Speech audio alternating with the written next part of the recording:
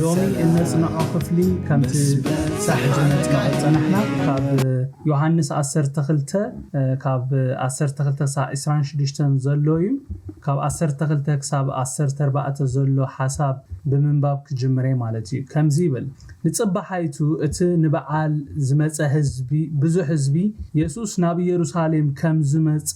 سمعو ጨናፍር ኦም ሲያል ኢሎም ከኦበልዎ ወጹ እና ጨደሩ ኸአ ሆሳና በስም እግዚአብሔር ዝመጽ ንጉስ እስራኤል ብሩኽዩ በሉ ከምቲ አትጓል ጽዮን አይትፍርሂ እነሆ ንጉስኪ አብ ጻዕቢ አድግ ተወጥሑ ይመጻሉ ኢሉ ተጻሐፈ ኢየሱስ ከአጻዕቢ አድግ ረኺቡ ተወጥሖ ደቀ መዛሙርቱ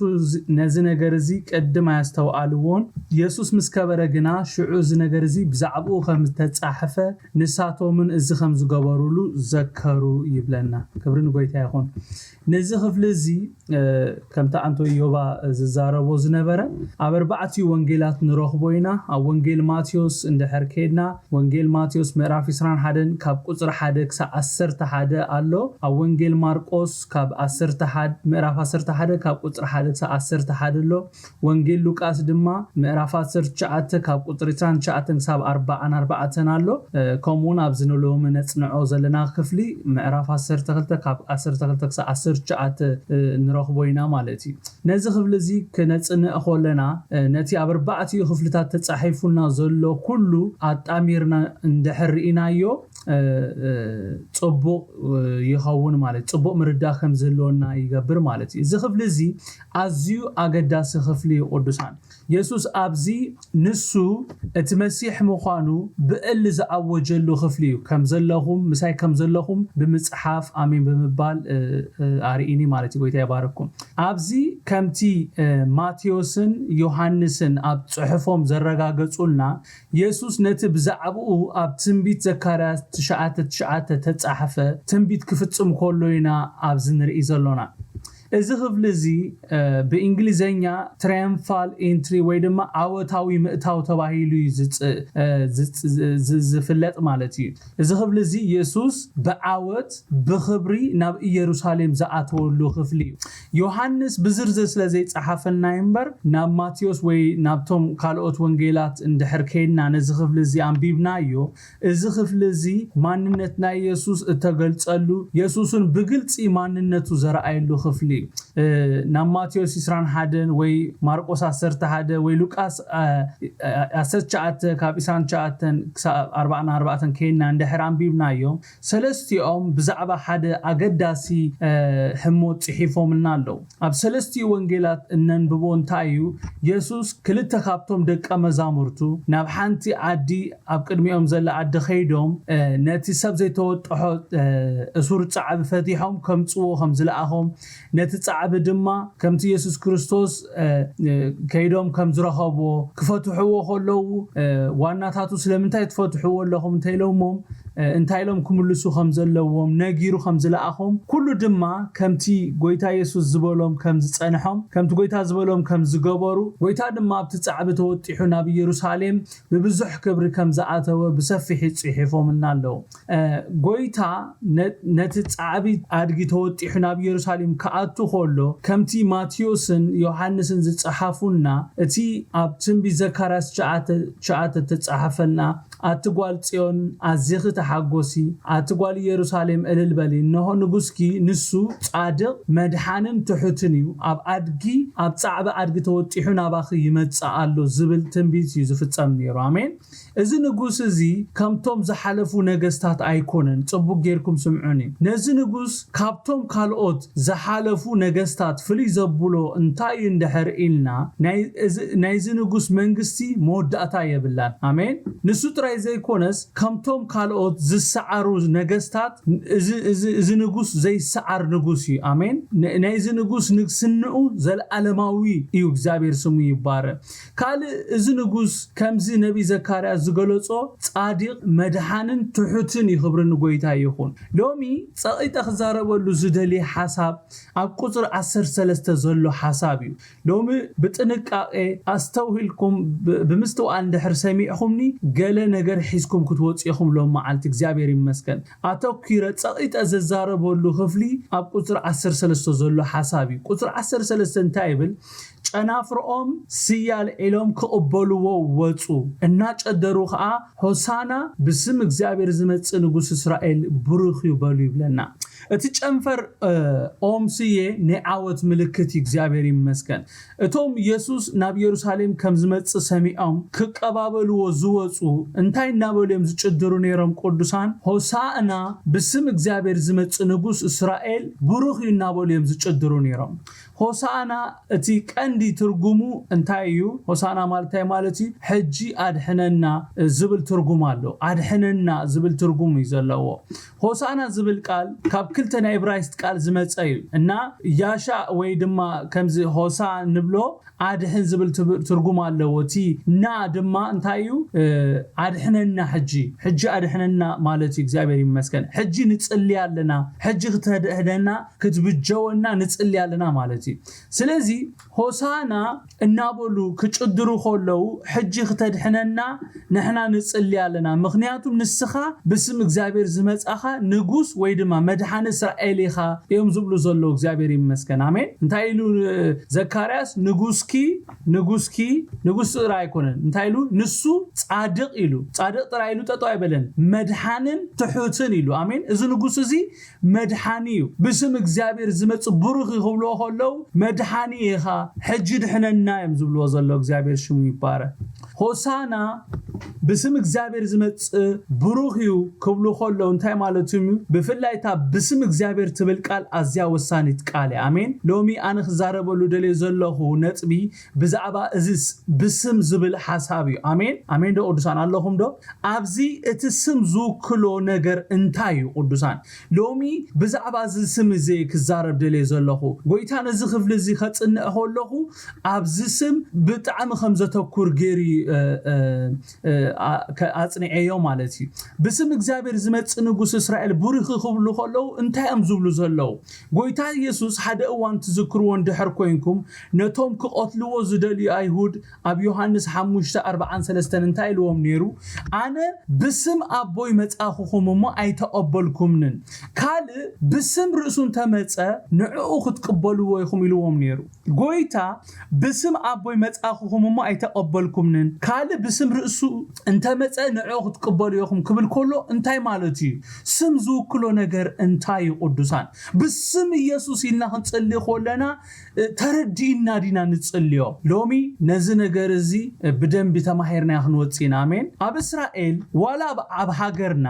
ኣቦታትና ስም ከውጹ ኾለው እቲ ስም ከተድምጾ ኾለኻ ደስ ስለዝብሎም ኣይኮንን ስም ዘውጹ ነይሮም ሓቀይዶ ቅዱሳን ኩሉ ትዘውጽዎ ኣስማት ትርጉም ዘለዎን ብፍላይ ኣብ ታሪክ እስራኤላውያን እቲ ዝወሃብ ስም ምስ ማንነት ዝኸይድ ስም እዩ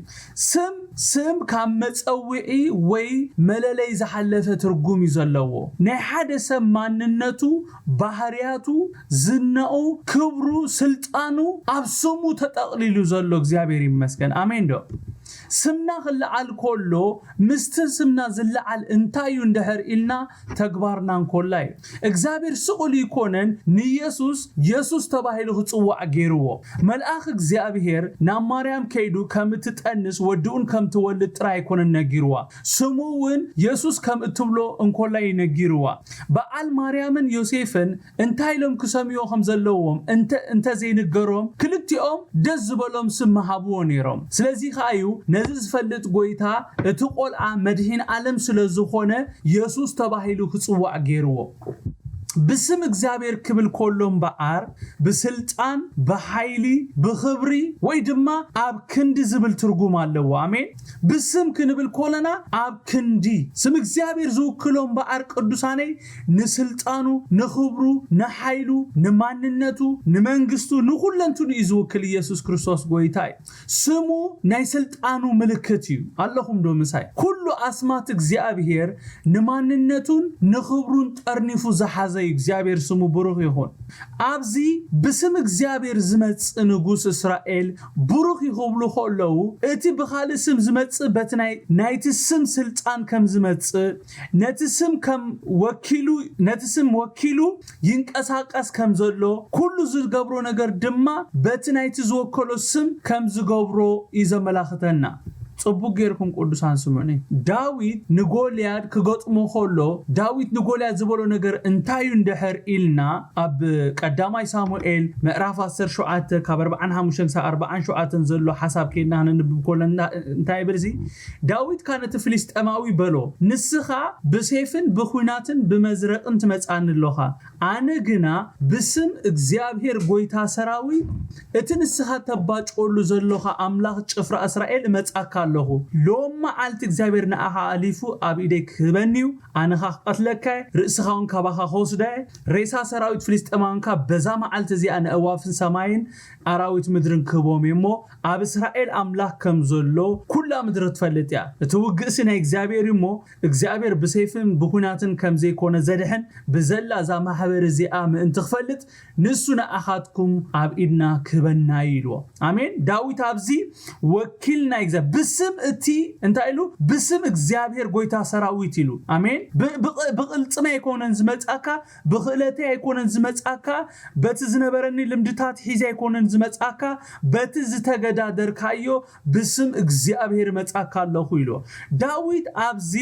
ወኪል ናይ እግዚአብሔር ኮይኑ እዩ ኣብዚ ደው ኢሉ ዘሎ እግዚአብሔር ስሙ ይባረክ ብስም እግዚአብሔር ክብል ከሎ ዳዊት ሙሉ ብሙሉኡ ኣብ ናይ እግዚአብሔር ስልጣን ሓይሊ ከም ተወከለ ዘርእየና እግዚአብሔር ስሙ ይባረክ ዳዊት ኣብ ክእለቱ ኣብ ልምዱ ወይ ኣብ ፍልጠቱ ኣሚኑ ዘይኮነስ ኣብ ስልጣንን ሓይልን እግዚአብሔር ተወኪሉ ንጎልያድ ገጢሞ ብስም እግዚአብሔር ስለዝመጾ ድማ ነቲ ዝሰዓር ዘይመስሎ ጎልያድ በሓንቲ ጸጸር ግንባሩን ይሄሉ ክብርን ጎይታ ይኹን ናብ ቅድሚት ከም ዝድፋእ ገይርዎ ካልእ ብስም ካልእ ክንመጽእ ኸለና ከምቲ ኣብ ላዕሊ ክብሎ ጸናሕኩ ናይቲ ሰብ ቦታ ወሲድና ወይ ኣብ ክንድቲ ነቲ ስም ክንጥቀም ዝለኣኸና ኮይና ኢና ንንቀሳቐስ ሓቀይዶ ከምዚ ውክልና እንድሕር ኣነ ጽሒፈልኩም ብዛዕባ ነቲ ዝወከልኩኹም ነገር ክትገብሩ ሙሉ ስልጣን ዝህበኩም ኣብ ክንዳይ ኮይንኩም ኢኹም ተኣዩ ዋላ እኳ ኣነ ብጥቓኹም ተዘይሓለኹ ኣነ ስለ ዝወከልኩኹም ንገዛይ እንድሕር ወኪለኩም ነቲ ገዛይ ክትሸጥዎ ክትልውጥዎ ድላይኩም ክትገብርዎ ኦሬዲ እቲ ኣውቶሪቲ እቲ ስልጣን ኣዘዋዊረና ኣኹም ሂበኩም ኣለኹ ብስም ክንብል ኮለና ወኪል ኢና ንኸውን ዘለና እግዚአብሔር ይመስገን ኣብ ክንድቲ ዝወከልናዮ ስም ኢና ደው ንብል ኢየሱስ ክርስቶስ ጎይታ ኣብዚ ሎሚ ነጽንዖ ዘለና ክፍሊ ብስም እግዚአብሔር ዝመጽእ ንጉስ እስራኤል ብሩኽ ዝብል ቃል እንታይ ዘርእየና ኢየሱስ ነቦ ወኪሉ ብናይ ኣቦ ስልጣንን ሓይልን ኣብዚ ምድሪ ከም ዘሎ ይዘመላኽተና ኣሜን ኢየሱስ ብስሙ ይኮነን መጽእ ብስም እግዚአብሔር ይመጽእ ኢየሱስ ባዕልዩ ኣነ ብስም ኣቦ ይመጻኹ ኢሉ ኣብ ዮሐንስ 5:43 አንታን ቢበልኩም ነይረ ብስም እግዚአብሔር ኣቦ ካብ መጸ ብናይ መን ስልጣንን ሓይልን ይዝንቀሳቐስ ዘሎ ማለት እዩ ብናይቲ ወኪልዎ ዘሎ እግዚአብሔር ኣቦ ይዝንቀሳቐስ ዘሎ ኣሜን ዶ ነቲ ኣቦ ዝወከሎ ወይ ንኣቦ ወኪል ኮይኑ ዝንቀሳቐስ ኢየሱስ ልክ ከምቲ ነቦ ክንቅበሎ ይዝግባኣና ነቲ ኣቦ ዝወከሎ ምንዓ ነቲ ዝለኣኹ ነቲ ስሙ ዝሃቦ ምንዓ ሓደ እዋን ትዝክሩ እንድሕር ኮይንኩም ዳዊት ንኣገልገልቱ ናብ ናባል ከይዶም ብስሙ ንናባል ሰላምታ ምሳቀረበሉ ካብታ ኣቢዱ ተረኽበ ኣብ ኢድ ባሮቱ ገይሩ ዝብላዕ ነገር ክሰደሎም ዳዊት ሓቲትዎ ነይሩ ናባል ግን ነቶም ካብ ንጉስ ዳዊት እተለኣኹ ብስም ዳዊት ድማ ነቲ ካብ ዳዊት ተዋህቦ መልእኽቲ ምስ ነገርዎ ናባል ነቶም ናይ ዳዊት ኣገልገልቲ እንታይ ገይርዎም ኣዋሪዱ ከም ዝሰደዶም ቃል ኣምላኽ ይነግረና እዚ ነገር እዚ ድማ ንዳዊት ኣዝዩ ከም ዘቆጥዖ ንናባልን ነቲ ዘለዎ ሁሉ ድማ ከጥፍእ ሰራዊቱ ኣስዒቡ ናብ አብትናባል ዝነበሮ ስፍራ ከም ዝመጸ ቃል አምላኽ አብ ቀዳማይ ሳሙኤል ምዕራፍ 25 ካብ 3-38 ኣብ ዘሎ ክፍሊ ንርኢና ናባል ነቶም ኣብ ክንዲ ዳዊት ኮይኖም እተዛረብዎ ካዋርዶም ኮሎ ንመን ይዘዋርድ ዘሎ ነቶም ተላኣኹ ሰባት ዘይኮነ ዘዋርድ ዘሎ ነቲ ዝለኣኾም ንጉስ ዳዊት ኣዋሪድዎ ስለዚ ኸኣዩ ዳዊት ተቆጢዑ ኣብ ክንዲ ዳዊት ኮይኖም ንዳዊት ወኪሎም እዮም ተዛሪቦም ነይሮም ጎይታ ኢየሱስ ኣብ ዝተፈላለየ ናይ መጽሓፍ ቅዱስ ክፍሊ ብስመይ እናበለ ደቀ መዛሙርቲ ይዛረቦም ነይሩ ሓቀይዶ ንኣብነት ኣብ ዮሐንስ 14 ካብ 13 ክሳብ 14 ኣብ ዮሐንስ 15-16 ኣብ ዮሐንስ 16 ካብ 23-24 ኣብ ዮሐንስ 20-31 ኣብ ማቴዎስ 18-5-20 ኣብ ማቴዎስ 21-22 ኣብ ማርቆስ 16 ካብ 16 ክሳብ 20 ጎይታ ኢየሱስ ክርስቶስ ብስመይ እናበለ ተዛረቦ ክፍልታት ኣሎ ከይድና ክንርኢ ኮለና ጎይታ እንታይ ዝብሎም ነይሩ ብስልመይ ዝለመንኩሞ ዘበለ ክገብረልኩም ጽቡቅ ጌርኩም ስምዑን ቅዱሳን ብስመይ ገለን ተለመንኩም ክገብረልኩም ብስልመይ ዝለመንኩሞ ዘበለ ምእንቲ ክበኩም ነዚ መደብኩኹም ነቦ ብስመይ ዝለመንኩሞ ዘበለ ሁሉ ከም ዝህበኩም በሐቅ ብለኩም ኣለሁ ክሳሕጂ ሓንቲ እኳ ብስመይ አይለመንኩምን ሓጎስኩም ሙሉእ ምእንቲ ክኸውን ለምኑ ክትረኽቡ ድማ ያኹም እንደገና ድማ ክልተ ወይ ሰለስተ ኮይኖም ብስመይ ኣብ ተኣከቡሉ ኣነ ኣብኡ ኣብ ማእኸሎም እየሞ ክልተ ካብኣኻትኩም ኣብ ምድሪ ብዝለመንዎ ነገር እንተ ተሰማምዑ ካብቲ ኣብ ሰማይ ዘሎ ኣቦይ ክወሃቦም ነቶም ዝኣመኑ እዚ ኣምራት እዚ ክስዕቦም እዩ ብስመይ ኣጋንንቲ ኸውጽዮም በሓድሽ ልሳንካ ክዛረብዮም ኣትማን ክሕዙዮም ዝቐትል እንተሰተዩ ኸኣ ከቶ ኣይክጎድኦምን እዩ ኣዳኦም ኣብ ሕሙማት ከምቡርዮም ንሳቶም ክሓውዮም ይብሎም ነይሩ ስም እምበኣር ቅዱሳኔ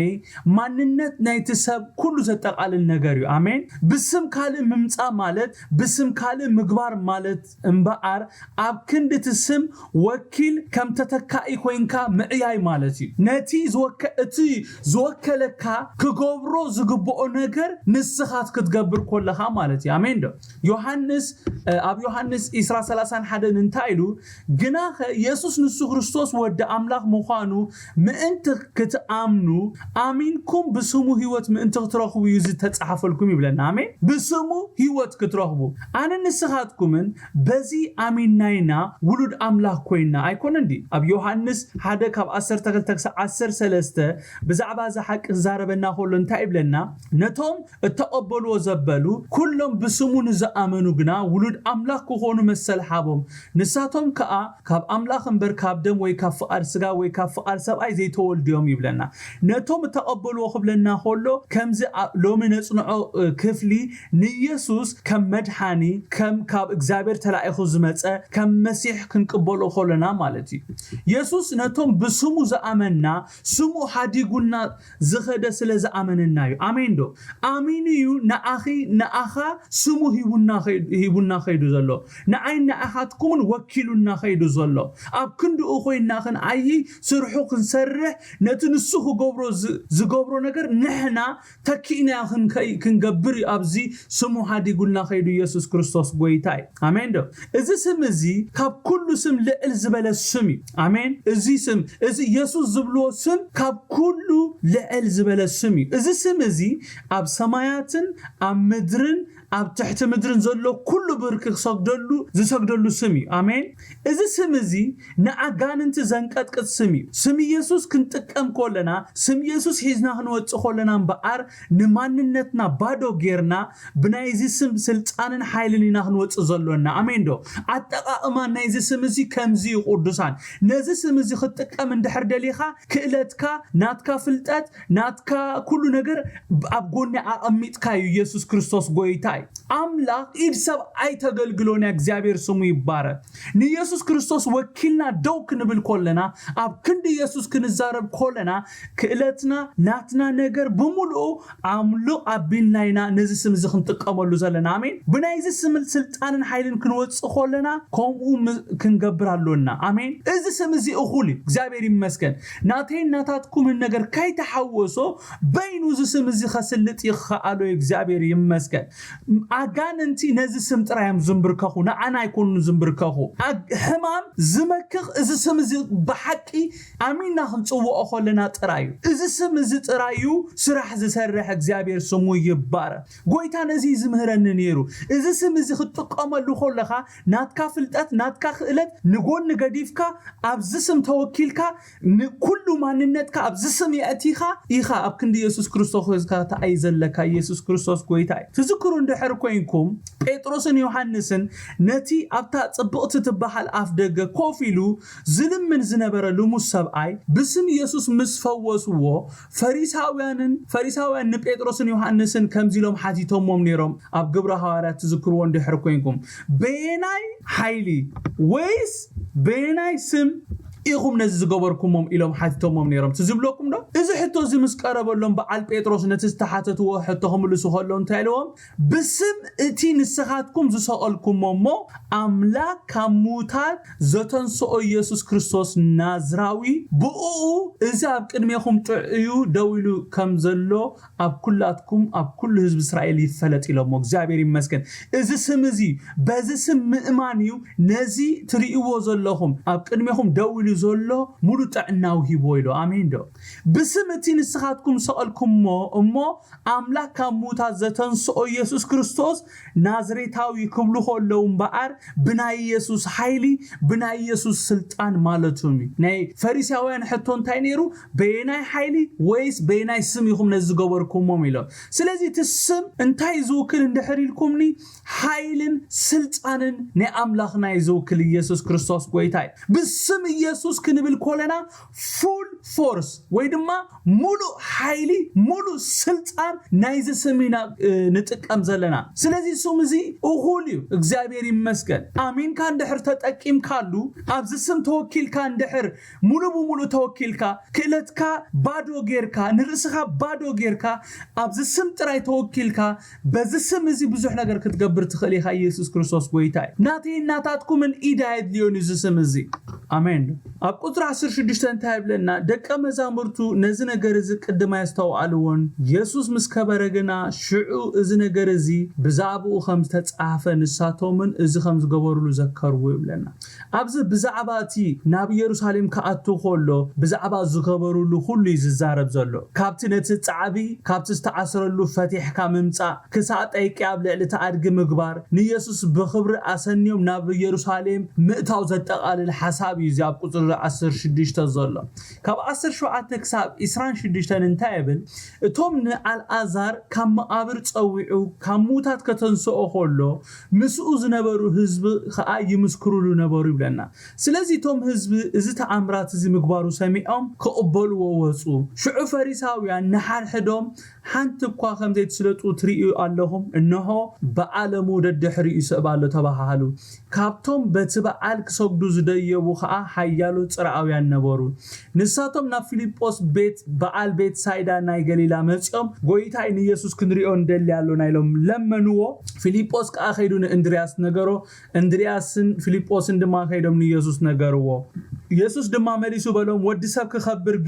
ግዚኡ በጺሓያ ፍረስርናይ ናብ ምድሪ እንተዘይወደቐት ዘይሞተትን በይና እያ ትነብር እንተሞተት ግና ብዙሕ ፍረ ከም እትፈሪ ብሓቂ ብለኩም ኣለኹ ንህይወት ዝፈትዋ ኸትፈኣዩ እቲ ንህይወቱ ኣብዚ ዓለም እዚኣ ጸልዓ ግና ንዘለዓለም ህይወት ክህልዋ እዩ ዘገልግለኒ እንተሎስ ንዓይ ሰዓበኒ እቲ ዘገልግለኒ ድማ ኣብታ ኣነ ዘለኽዎ ኣብኡ ክኸውን እዩ ዘገልግለኒ እንተሎ ንዕኡውን ኣቦይ ከኽብሮ እዩ አሜን እዞም ብዛዕባ ኢየሱስ ዝምስክሩ መንዮም እንድሕር ኢልና እቶም ጎይታ ንኣልዓዛር ናብ ወጻኢሉ ብዓብ ድምፂ ጨዲሩ ከተንስኦ ከሎ ዝረኣዮም ኣብዚ ብዛዕባ ጎይታ ዝምስክሩ ዘሎ ምስክርነት ናይዞም ናይ ዓይኒ መሰኻኽር ዝሰምዑ ዘበሉ ነቲ ተገይሩ ዘይፈልጥ ተኣምራት ዝገበረ ኢየሱስ ከካብ ዘለውዎ ክቕበልዎ ከም ዝወፁ እዩ እዚ ክፍሊ እዚ ዝነግረና ፈሪሳውያን ነቲ ንኢየሱስ ተገብረሉ ኣቀባብላ ምስራኣዩ እንታይ ኢሎም ሓንቲ እኳ ከም ዘይተስልጡ ትርኢ ኣለኹም እንሆ በዓለሙ ደድሕሪ ይስዕብ ኣሎ ክብሉ ከለዉ ንርኢ ፈሪሳውያን ንኢየሱስ ክርስቶስ ደው ከብልዎ ኣብዚ ደረጃ ከይበጽሕ ኾሎ ከአክትዎ ዘይፈተንዎ ኮይኖም አይፈተኑን ዲም ፈሪሳውያን ንኢየሱስ ክርስቶስ አገልግሎቱ ደው ከብሉ ካብ መጀመርታ ጽዒሮምዮም ከሳዕሎም ሁን ዘይሰለጦም ንፍቃድ እግዚአብሔር ደው ከብሉ ስለዘይክእሉ እግዚአብሔር ይመስገን ስለዘይደለዩ ይኮነን ስለዘይከአሉ ጥራይ እግዚአብሔር ስሙ ይባረክ ንሓድ ሕዶ ሓንቲ እኳ ከም ዘይትስልጡ ትርኢ ኣለኹም እነሆ ዓለም በዓለሙ ደድሕሪ ይስዕባሎ ኢሎም ፈሪሳውያን ንኢየሱስ ደው ከብሎ ብዙሕ ፈቲኖም ከም ትብሎ ጸናሕኩ ካብ ምፍታውንም ደው አይበሉን እንተኾነ ንፍቃድ እግዚአብሔር ግን ከም ትብሎ ጸናሕኩ ደው ከብሎ ዝከአሉ ኃይል ስለዘይለ ኢየሱስ ነቲ ዝመጻሉ ተልእኾ ብዘይ ገለጸገም ክገብር ኮሎይና ንሪኦ ዘለና ክብርን ጎይታ ይኹን ኣብ ቁጥር 20 እንታይ ብለና ካብቶም በትበዓል ክሰግዱ ዝደየቡ ከዓ ሓያሎ ጽርዓውያን ነበሩ ይብለና እዞም ጽርዓውያን ከምቲ ኩሉ እስራኤላዊ ዝገብሮ ነቲ ኣብ ዓመት ሓንሳእ ዘኽብርዎ በዓል ፋሲጋ ከብዑልዮም ናብ ኢየሩሳሌም መጽዮም ከምቲ ኣብ ቁጥር 17 ዘንበብናዮ ብዙሓት ብዛዕባ ኢየሱስን እቲ ዝገበሩን ይምስክሩ ስለዝነበሩ ብዙሓት እዮም ነቲ ምስክርነት ሰሚዖም ንኢየሱስ ክቕበልዎ ወጽዮም እዞም ጽርዓውያን እውን ካብቲ ዝሰምዕዎ ምስክርነት ተለዓለ ንኢየሱስ ክርእይዎ ኢሎም እዮም ናብ ኢየሱስ መጽዮም ክብርን ሽሙ ይኹን ብዝኾነ ቃል ኣምላኽ እንታይ ይብለና ንሳቶም ናብ ፊልጶስ በዓል ቤትሳይዳ ናይ ገሊላ መጽዮም ጎይታይ ንኢየሱስ ክንሪኦ ንደሊ ኣለና ኢሎም ለመንዎ ብለና ፊልጶስ ድማ ከይዱ ንእንድርያስ ነቲ እቶም ጽርዓውያን ዝበልዎ ከይዱ ነጊርዎ እንድርያስ ካ ብቐጥታ ናብ ኢየሱስ ከይዱ እቶም ጽርዓውያን ካ ክርእይዎ ከም ዘለዩ ክነግሮ ኾሎ ንርኢ ኣነ ሎሚ ክዛረበሉ ደልየ ዘለኹ ካብዛ ሓሳብ ብዛዕባ ጽርዓውያን ዘይኮነ ኣነ ክዛረበሉ ወይ ድማ ስሚረ ክዛረበሉ ደልየ ዘለኹ ሓሳብ እቲ ኢየሱስ ኣብ ቁጥሪ 23 ዝተዛረቦ ቃል ክዛረብ ደልየ ዘለኹ ቅዱሳን እቲ ቁልፍ ነገር ንሱ እዩ ኣብዚ ክፍሊ እዚ ኣብ ቁጥሪ 23 እቶም ጽርዓውያን ክርእይዎ ይደልዩ ከም ዘለዉ እንድርያስ ምስ ነገሩ እንታይ ኢሉ ጎይታ ኢየሱስ ድማ መሊሱ በሎም ወዲ ሰብ ክኸብር ግዚኡ በጽሓ እያ ኢሉ ቅዱሳን ኣብዚ ንኹላህና ግልጽ ኸውን ዘለዎ ነገር እንታይ እዩ ኢየሱስ ብዙሓት ክርእይዎ ስለዝመጹ ኣይኮነን ወዲ ሰብ ክኸብር ግዚኡ በጽሓ እያ ዝበለ ኢየሱስ ወዲ ሰብ ክኸብር ግዚኡ በጽሓ እያ ኢሉ ዝበለ ብዛዕባ እቲ ኣብ ቅድሚ ዝጽበዮ ዘሎ ንሱ ክፍጽሞ ኢሉ ክፍጽሞ ዘለዎ ፍቃድ ኣምላኽ ከመላኽት ዝተጠቀመሉ ዘረባ እምበር ብዙሓት ህዝቢ ናብኡስ ክመጹ ኾሎ ሪኡ ዝተዛረቦ ኣይኮነን ጽርዓውያን መጽኦም ክንሪኤካ ንደሊ ኣለና ስለዝበልዎ ተሓጊሱ ዝተዛረቦ ዘረባ ኣይኮነን ኢየሱስ ወዲ ሰብ ክኸብር ግዚኡ በጽሓ እያ ክብል ኮሎ ብዛዕባ እቲ ፍቃድ ኣቦ ፈጺሙ ናብ ክብሩ ዝኣትወሉ ጊዜ ከም ዝበጽሐ ዝዛረብ ዘሎ ኣብዚ እቲ ኣብ ቅድሚ ዝጽበዮ ዘሎ ቅዱሳን ክብሪ ዘይኮነስ ውርደት ጸርፊ ብዙሕ ስቃይ ሞት ኣብ ቅድሚ ዘሎ ኢየሱስ በዚ መሕላፊው ከም ክብሪ ቆጽርዎ ንፍቃድ ኣምላኽ ነቢርካ መሕላፊው ኢየሱስ ከም ክብሪ ቆጽርዎ ዝዛረብ ዘሎ ነቲ ናይ ስቃይ ሰሙን ኢየሱስ ከም ክብሪ ቆጽርዎ ክብሪ ንሽሙ ይኹን ቅዱሳን ንሕና ክብሪ ንብሎን ጎይታ ክብሪ ዝብሎን ኣዝዩ ይፈላለዩ ኣብ ቅድሚ እግዚአብሔር ንሕና እኮ ገዛ ተሂቡና መኪናን ተሂቡና ቆልዓን ተወሊድና በቃ ባሪኹኒ ጎይታ በቃ ማለሲ ክብሪ ንብሎ ብሰብዓዊ ክብሪ ኢና ንጽውዖ በቲ ምድራዊ ነገር ኢና ነቲ ክብሪ ንመዝኖ እቲ ክብሪ እንታይ መስልኩም ከም ደቂ ኣምላኽ እቲ ክብሪ ንፍቃድ ኣምላኽ ነቢርካ መሕላፊ እቲ ዝዓበየ ክብሪ እግዚአብሔር ሽሙ ይባረክ ፍቃድ እግዚአብሔር ፈጺምካ መሕላፊ እቲ ክብሪ ኢየሱስ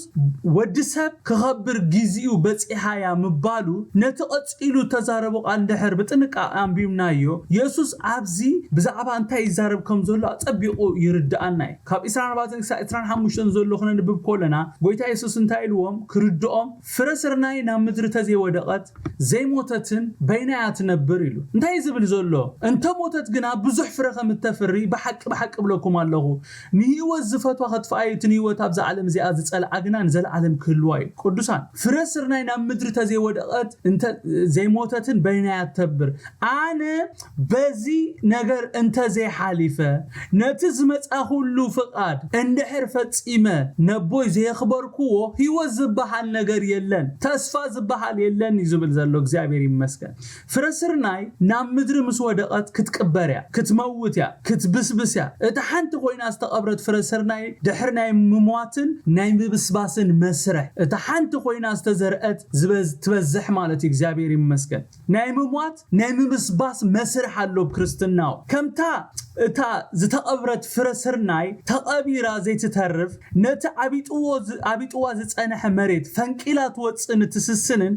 ብዙሕ ፍረ ድማ ትፈሪ ኢየሱስ ውን ከመውት ከቅበርን አብሳልሳይ መዓልቲ ድማ ንመቃብር ፈንቂሉ ከም ዝወጽ ከመላኽትዩ ኢየሱስ በዘያ ብዛዕባ ዛ ፍረስርናይ ተዛሪቡ ኢየሱስ ክርስቶስ ጎይታይ ኢየሱስ ብሞቱን ትንሳኤንዩ ንዓይና አሃድኩምን ገንዘቡ ገይሩና ከመውት ኮሎ ንዓና ሒዙና ሞይቱ ክትንስእ ኮለና ድማ ሒዙና ተንስኡ ክብርን ጎይታይ ይኹን ብናይ ኢየሱስ ትርጉም ክብር ማለት ፍቃድ እግዚአብሔር ፈጺምካ መሕላፍ ማለት እዩ አሜን ክብሪ እዚዩ ትኽብሪ ትዛዓበየ ክብሪ እዚዩ ደቀ መዛሙርቲ ምስተጸርፉ ምስተገርፉ በቃ ነዚ ነገር እዚ ብቋዓት ኮይኖም ስለስተረኽቡ ንእግዚአብሔር እናዘመሩ እናመስገኑ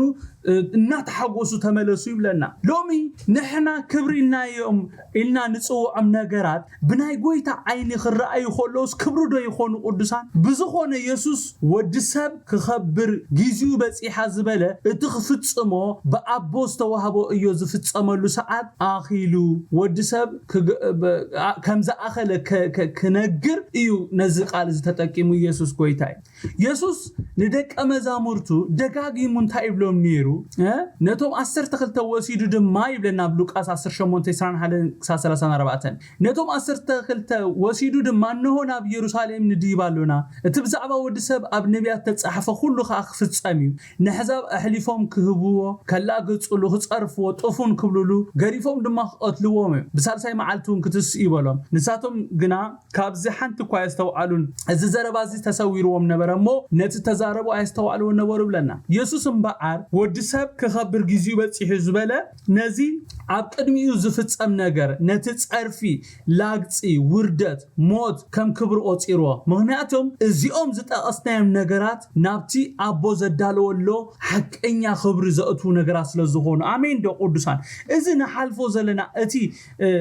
ሐዋርያ ጳውሎስ ክገልጾ ኾሎ እቲ ሸዓ ዝሐልፍ ቀሊል ጸበባና ምስቲ በቃ እግዚአብሔር ዘዳለወልና ክብሪ ክነጻጸር ኮሎ በቃ አይዳረጎን ይሉ እግዚአብሔር ይመስገን እቲ ቀሊልን ሸዓ ዝሐልፍ ጸበባናሲ በቃ ዘይሐልፍ ረዚን ክብሪ ይዝብል ምሽ መጽሐፍ ቅዱስ እግዚአብሔር ሽሙ ይባረክ ናብቲ ዘዓበየ ክብሪ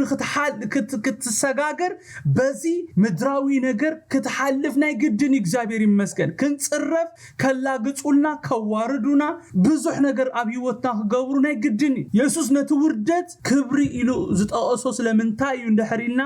እዚ ግዚያዊ መከራ ናይ ዘለዓለም ክብሪ ከም ዘምጻሉ ስለዝፈለጠ ኢየሱስ ክርስቶስ ጎይታይ በዚ መከራ በዚ ጸርፊ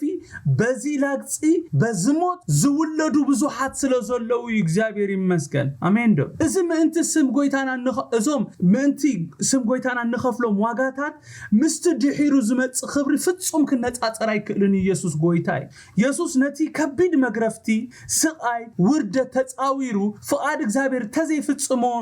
አነ ንስኻትኩምን ህይወት ዘለዓለም አይምረኸብና ነርና ቅዱሳን ፍቃድ እግዚአብሔር ምፍጻም ዋጋ ይኽፍል ንፍቃድ አምላክ ዘድሊ ዋጋ መኽፋል ድማ ክብሪዩ አሜን ዶ ሐዋርያት ኮሚዮም ገሮ ገሊኦም አፍሉ ዘይቲ አትዮም ገሊኦም በመጋስ ተሰንጢቆም ገሊኦም በፍራስ ተረጊጾም ሞይቶም ገሊኦም በሰይፍ ተሰይፎም ሞይቶም ገሊኦም ከም በዓል ጴጥሮስ ቁንቁል ዓፎም ተሰቂሎም ሞይቶም ግን እዚኦም ሰባት ክሞቱ ኾለው እናማረሩ ዘይኮነሲ ነዚ ነገር እዚ ብቋዓት ኮይኖም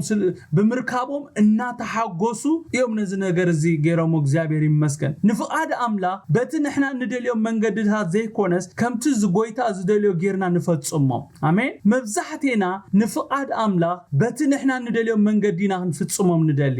እዚ ግና ካብ ጎይታ ክብሪ አይምጻልናኒ ኢየሱስ ከምታ ብዛዕቡ ዝተጻሕፈት ይገይሩ ሓሊፉ ወድሰብ ከምቲ እተጻሕፈሉ ይኸይድ ኢሉ አንተ ፓስተር ቴዲ ዝዛረብ ኮሎ ወድሰብ ከምቲ ተጻሐፈሉ ኢሉ ጎይታ ኢየሱስ ከምታ ብዛዕቡ ተጻሐፈ ገይሩ ሓሊፉ ዋላው እንታ ናይ መወዳእታ ጽዋ ኣዝያ ከቢዳቶ እኳ እንተነበረት ኣብ ኣውን ኣቦ ፍቃድ ካምበር ፍቃደይ ኣይኹን ኢሉ ፍቃድ ኣቦ ፈጺሙ እግዚአብሔር ይመስገን ስለዚህ ኣነ ንስኻትኩምን ከምታ ተጻሐፈና ከምቲ ጎይታ ዝደለና በቲ ጎይታ ዘስመረልና ክሳብ መወዳእታ ክንከይድ ከም ዝግባአና ኢና ካብዚ ክፍለ ዝንመሃር ኣብ 26 እንታይ ይብል ዘገልግለን እንተሎስ ንዓይ ሰዓበኒ እቲ ዘገልግለን ድማ ኣብታነ ዘለኹ ኣብኡ ኸውኒ ዘገልግለን እንተሎ ንዕኡ ናቦይካ ክብሮዩ ይብል ቅዱሳን ኢየሱስ ዘገልግለን እንተሎስ ንዓይ ሰዓበኒ ክብል ኮሎ ኣማኒ ይኹን ወይ ድማ ጴንጤ ይኹን ማለት ኣይኮነን ጽቡቅ ጌርኩም ስምዑኒ ቅዱሳን ንዓይ ሰዓበኒ ማለት ኣሰረ ይሰዓብ ኣብነተ ይከተል ከምቲ ኣነ ንኣቦ ዘገልገልኩሉ መንገዲ ንዕኡ ይሰዓብ ማለት እንበር ከምዚ ሕጂ ዘለናዮ ኣባል ናይ ቤተክርስትያን ይኹን ወይ ጴንጤ ይኹን ማለት ኣይኮነን ንጎይታ ምስዓብ ማለት ጴንጤ ምዃን ማለት ኣይኮነን ጎይታ ዘገልግልዎ ይደሊ ኣሎ በዚ ዘመን እዚ አሜን ዶ ኩሉ ከምቲ ኣብ ግዜ መሳፍንት ዝነበረ በብዝመሰሉ ዝኸደሉ ዘሎ ዘመን ጎይታ ንዕኡ ዝመስሉ ሓቀኛ አገልገልቲ ይደሊ ኣሎ ኩላህና ኣብቲ ኢየሱስ ዘለዎ ናይ ክብር ቦታ ክንከውን ንደሊና ሓቀይ ዶ መን ኣብ የማን ኣቦ ቅመት ዘይደሊ መን ኣብ ትህላውነት ናይ እግዚአብሔር ክነብር ዘይደሊ ያሉ ኻባና እቲ መንገዲ ግና ኢየሱስ ግሉጽ ብዝኾነ መንገዲ ኣቀሚጡልና ኣሎ ናብቲ ኢየሱስ ክርስቶስ ዘለዎ ስፍራ ክትበጽሕ መንገዱ ቀጢን ቅዱሳን ገፊሕ ኣይኮነን ከም ድሌትካ እናዘለልካ ከም ድሌትካ ተዓትዎ መንገዲ ይኮነን ቅዱሳን እታ ጸባብ መንገዲ ተባሂላ ኣላ ኣይኮነን ዲ በታ ጸባብ መንገዲ እተው ተባሂልና ይናኮ ጸባብያታ መንገዲ ጎይታ ድማ ብግልጽ ይብዚ ተዛሪቡ ናሎ ከመይ ጌርና ናብቲ ንሱ ዘለዎ ስፍራ ክንበጽሕ ከም ዘለና እቲ ዘገልግለን ድማ ኣብታ ኣነ ዘለኹ ኣብኡ ኸውን ኢሉናሎ ስለዚህ ዘገልግለን ኢሉ እምበር ንርእሱ ዘገልግል ንሰብ ዘገልግል ኣይበለን ቅዱሳን አሜን ዶ ዘገልግለን ኢሉ ንኢየሱስ ከተገልግሉ ኢኹም ተሃሪኹም ንኢየሱስ ክነገልግልና ንሕና ተሃሪና እግዚአብሔር ይመስገን ቅዱሳን ጻውዒትና ንሰብ ክነገልግል ዘይኮነስ ንኢየሱስ ክነገልግል እዩ ስለዚህ ሎሚ ንመነገልግል ኣሎና ፓስተር ከተሐጉስ ለዓልን ታሕትን ትብል እንደራለኻ ተጋጊሃ ፓስተር ኮሪ ጎይታ ኢየሱስ ክርስቶስ ከሐጎስ ሓይሽ ጎይታ ሎሚ ክልተ ነገር ካባና ይደሊ ኣሎ ቅዱሳን እቲ ቀዳማይ ንዕኡ ክንስዕቦ ኸውን ኮሎ እቲ ካልኣይ ድማ ነቲ ንስዕቦ ዘለና ኢየሱስ ክነገልግል ንጎይታ ኢየሱስ ክርስቶስ ዘገልግል ምስሕዋቱ ሓዲኡ በቃ ከገልግልን ክግልገልን ኣይጽገሙምን ሓቀይዶ ተሰማምዑ ዶ ቅዱሳን ንጎይታ ዘገልግል ሰብ ዝተረድኦ ንመን ከም ዘገልግል ዘሎ ዝተረድኦ ሰብ ምስሕዋቱ ኣይባኣስኒ አሜን ዶ ጉዕዙ ይዝጥብጥብ ከምታ አንቶ ይተዲ ዝበሎሲ ኣነ ብየማንን ብጸጋምን ኮይኖም ሆ ዝብሉኒ ሰባት ንዕኦም ኣይሰምዖም ነይረይሉ ኣነ መንገዲ ጥራይ ዝርኢ ነይረይሉ ከመይ ገይረ ህይወተይ የድሕና ከመይ ገይረ ዛማይዚኣ ከፍሰስኩ ናብቲ ዝተባሃል ኩሉ ቦታ ደስቲኒ በጽሐ ይመለስ እምበር ዝሓስብ ነይረ ብዛዕባቶም ብየማንን ብጸጋምን ዝጭድሩ ዘእዊ ዝነበሩ ኣያቅለብ ኩሎም ኢሉ ቅዱሳን እንታይ ይብሉ መሲልኩም አንቢብኩም እንድሕር ኮይንኩም ሲ እንድሕር ነን ዘነበሐ ከልቢ እምነት ስንዱ ኮይንካሲ ናብቲ ትደልዮ ቦታ አይትበጽሕኒ ኻዝብል ምስል ኣሎ if you are throwing በቃ ስቶን በቃ ደንጎላሲ ናብ ዘዝነበሐ ከልቢ ትስንዱ እንድሕር ኮይንካሲ ናብቲ ትደልዮ ቦታ አይትበጽሕኒ ኻዝብል ምስል ኣሎ መጽሐፍ ቅዱስ ከምቲ አንቶይ ዮርሳን ተንብበልና ዝነበረስ ናብቲ ነእምነትና ጀማሪኡን ፈጻሚውን ደምዳሚኡን ዝኾነ ክርስቶስ እናጠመትና ይዝብል ናቡ ጠምቱ ይዝብለና ንክርስቶስ እናጠመትና እንኸዶ ጉዕዞይ ክርስትና እግዚአብሔር ስሙ ይባረክ ንክርስቶስ ዝመስሉ አገልገልት ተለውና ድማ ንኦም አሰሮም እናሰዓብና እንኸደሉ ጉዕዞይ እግዚአብሔር ስሙ ይባረክ ኢየሱስ ንዓይ ሰዓቡ ንኽብለና ሆሎ ከምቲ አቀዲሞ ክብሎ ጸናሕኩ ሰዓቡኒ ክብለና ሆሎ ናተይ አብነት አሰረይ ሰዓቡ ማለት እግዚአብሔር ይመስገን ከምቲ አነ ፍቃደይ ሓዲገ ፍቃድ አቦ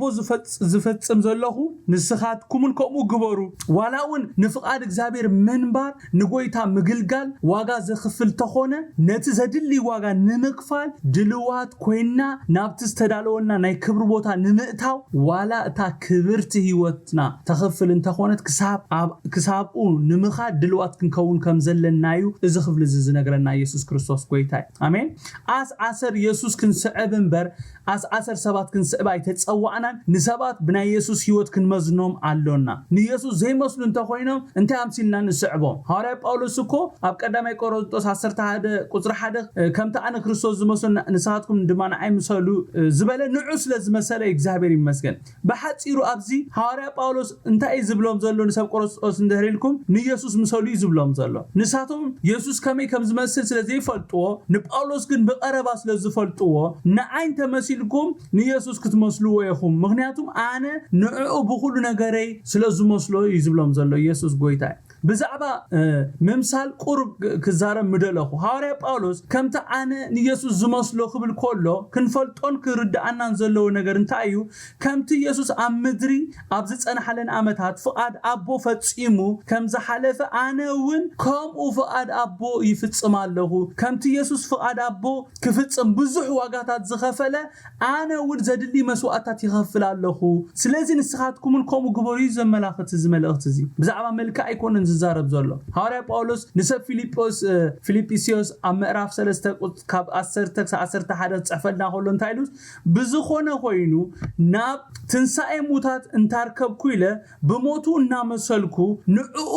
ንዑኡን ሓይሊ ትንሳኤን ሕብረት መኸርኡን ምእንቲ ክፈልጥ ኩሉ ከም ወጻዓ ቆጽረለኹ ይብል ኣብ ናይ ትግርኛ ብዙሕ አይገልጾኒ ኣብ ናይ አምሓርኛ ኣብቲ ናይ እንግሊዘኛ ከናነ ንብብ ኮለና ከምዚ ይብል እርሱንና የትንሳኤውን ኃይል እንዳውቅ በመከራው እንድካፈል ወደ ሙታንን ትንሳኤ ልደርስ ቢሆንልኝ በሞቱ እንድመስለው መኛለው እንተ ዝሆነልኝ በሞቱ እኮ ከመስሎ እምነይሉ እግዚአብሔር ስሙ ይባረክ በዛዕባት ምምሳል ክዛረብ ስለዚህ ደለኹ የነዝ ነግረኩም ዘለኹ ምምሳል ማለት ከምቲ ኢየሱስ ኣብ ምድሪ ኮይኑ ወዘሐለፈ አነ ንስኻትኩም ንሕና ኮሙ ኮይና መሕላፍ ማለት እግዚአብሔር ይመስገን አሜን ቅዱሳን ንኢየሱስ ነገልግሎ ንኢየሱስ ንስዓቦ ከምቲ ዝሐለፈ ሰሙን ዝበልናዮ ፍቃድቲ ኣብ ሰማይ ዘሎ ዝገብር እምበር መጽሐፍ ቅዱስ ኮሙ ይዝብለና ምሽ ፍቃድ እቲ ኣብ ሰማይ ዘሎ አቦይ ዝገብር እምበር ጎይታ ዝብለኒ ኩሉ መንግስት አምላክ ዘአቱ ከይመስለኩም ዝብል ቃል አምላክ ፍቃድ አምላክ ክንገብር አምላክ ይደግፈና አሜን ኣብዘን ተዋሂበናና ዘለዋ ጊዜ ፍቃድ አቦና ንግበር ሐዋርያ ጳውሎስ ንሰብ ቆሮንቶስ ኣብ ካልኣይ መልእኽቲ ምዕራፍ 5:16 ጽፈሎም ኮሎ እንታይ ኢሉሲ ድሕር ሕጂ ኢሉ እቶም ዘለው ነቲ ምእንተኦም ዝሞተን ዝተንሰአን እምበር ንርእሶም ምእንቲ ከይነብሩ ንሱ ኣብ ክንዲ ኩላቶም ሞተ ይብል አነ ንስኻትኩምን ጎይታ ኢየሱስ ክርስቶስ ዝሞተልና ንርእስና ክንነብር አይኮነን ነቲ ምእንታና ዝሞተን ዝተንሰአን ክንነብር እዩ ንሱ ሞይቱልና ቅዱሳን እቶም ዘለና ምእንቲ ኣብ ክንዳና ዝሞተን ዝተንሰአን ኢየሱስ ንንበር አሜን ዶ ክብር ማለት ነቲ አቦ ትፍጽሞ ኢሉ ዘሓበካ እዩ ምፍጻም ማለት እዩ ክብሪ ማለት ከምቶም ዝሓለፉ አቦታትና ፍቃድ እግዚአብሔር ፈጽምካ ንአቦ አኽቢርካ መሕላፍ ማለት ኢየሱስ ክርስቶስ ጎይታ አሜን ክብሪ ማለት ጉያኻ በአወት ምዝዛም ማለት እዩ ክብሪ ከም ጳውሎስ ጉያኻ ሙዳይ አሜን ሐዋርያ ጳውሎስ ንጢሞቴዎስ ክጽሕፈሎ ሆሎ ካላይ ጢሞቴዎስ 4:7 ሰናይ ገድሊ ተጋዲለ ትጉያ ወዲኤ ነቲ እምነት ሓሌ ኢሉ እግዚአብሔር ሽሙ ይባረክ አሜን ስለዚህ ነዚ ክብሪ እዚ ንጉየ አሜን ነቲ አቦ ዘዳለወልና ክቡር ነገር ክንቀበል ክሳእቲ ክቡር ዝኾነ ህይወትና ክንውፊ ድልዋት ንኹን ነቲ ዘድሊ ዋጋ ንኽፈል ኣይተሓዙለይ እምበር ኣብዚ ዘመን ዘለና ክርስቲያን አነ ንስኻትኩምን ከምቶም ንፈሪሳውያን ፈሪሖም ካብ ቤት ጸሎቶም ካይሰግዎም ኢሎም ብዛዕባ ዝፈለጥዎ ሓቂ ዘይዛረቡ ብዛዕባ ዝኣመኑሉ ኢየሱስ ዘይዛረቡ ሰባት ንኸውን ኣለና ክርስቲያን ምዝራብ ገዲፍዎ ኣሎ ክርስቲያን ምምስካር ገዲፍዎ ኣሎ ክርስቲያን በቃ ናይ ኢየሱስ ምዃኑ ኸማን በቃ ክፍለት ዘይደልየሉ ደረጃ በጽሕሎ ሶ ሎሚ ዝደርበናይ ነገር ነልዕል እግዚአብሔር ስሙ ይባረክ ንጎይታ ንሰዓቦ ንጎይታ ነገልግሎ ጻውዒትና ብዛዕባ ጎይታ ኢየሱስ ክንዛረብ ብዛዕባ ኢየሱስ ክርስቶስ ክንመስክር ከም አልዓዛር አነ ንስኻትኩምን ኣብዛ ምድሪ ምልክት ክንከውን ናይ እግዚአብሔር ክብሪ መግለጽ ክንከውን ምእንቲ እቲ ዝሞታልናን ዝተንሳኣልናን ጎይታ ክንነብር ሕይወት ክርስቶስ ዝተማቐልና ሰባት ኢና ስለዚ ንጎይታ ንሰዓብ ንጎይታ ነገልግል ንጎይታ ንንበር ጎይታ ብነገር ኩሉ ይባርኩም ጸጉኡ የብዛሓልኩም ኣዳኩም አልዕልሞ ጸሊና ንዲና